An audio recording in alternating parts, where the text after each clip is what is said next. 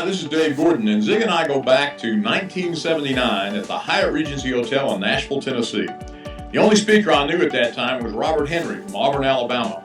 Zig did a seminar, and I went up to Robert and asked him to introduce me to Zig, and he was kind enough to do that. Zig had done some material on selling and taught alternative choice questions.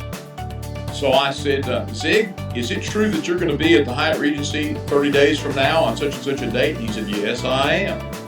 I said, well, what a coincidence. So am I, and I'd like to spend some time with you. So would you like to have dinner the night before or breakfast the day after?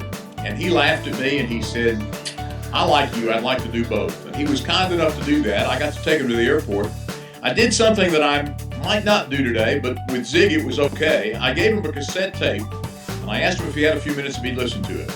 And about 6 or 8 weeks later, he called and he said, Dave, this is Zig. Well, I knew that. He said, I've listened to your tape twice, and he said, Dave, great speakers, and I believe there are only 3 great speakers in America today.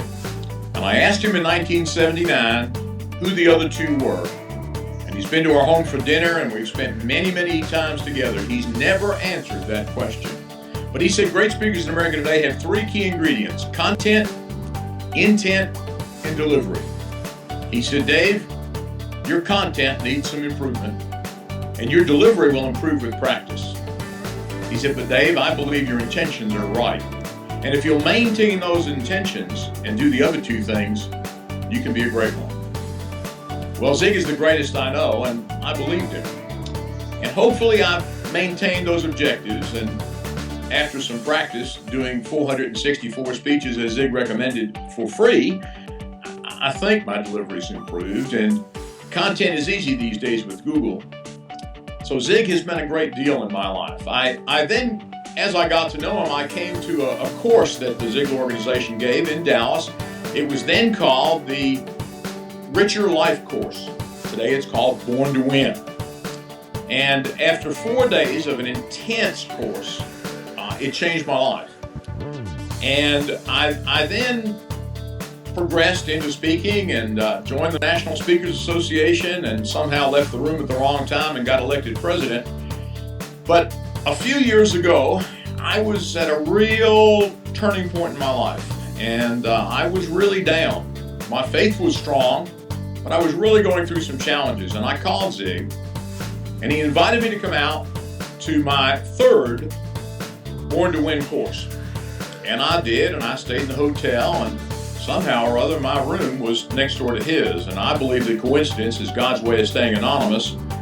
And the second night, Zig knocked on the door about 7 o'clock. He said, Dave, can I come in and talk to you for a while? And it was an angel sent from God. I needed his wisdom. I'm not sure I deserved it, but I sure did need it. And he helped me to see some things in perspective, and we visited for quite some time, and we had prayer together, and I realized once again that I was, in fact, born to win. And I realized that God was as present as ever, and it was just quite a time. Zig and I have had a lot of incredible times together. He's come to the Smoky Mountains both as a speaker and as an observer for the Gaither weekend, Gaither Family Fest, and the redhead and I have gotten to know each other real well. I still call Zig about every 2 weeks and talk to the redhead first, and then I get to talk to him, and even though he sometimes repeats himself, he always says, Dave, I sure appreciate this call. I love you. And I love him too. And he has changed lives that we may not know about until we get to heaven. And now there's a new book, and it's really the legacy of Zig Ziglar, the Born to Win book. And I got to tell you, I don't think people need the book. I think people deserve that book. And I really that people need to review the lessons that are in there. If they've been to the Born to Win course 30 times, there's still some stuff you haven't learned. Like Zig says, I read the Bible in the newspaper every morning because I want to know what both sides are up to. And many times I see things in the Bible that I've seen before, but they didn't really speak to me.